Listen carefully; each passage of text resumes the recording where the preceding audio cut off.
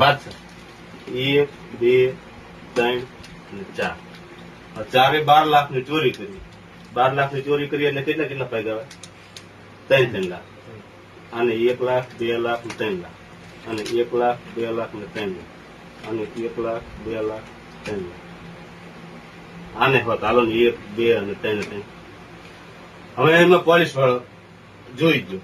Police વાળો વાયા થયો ને એટલે આ બધા ચોર પોતપોતાનો મુદ્દા માલ લઈ અને ભાગ્યા. એક રેલવે ડબ્બામાં છેડ્યા.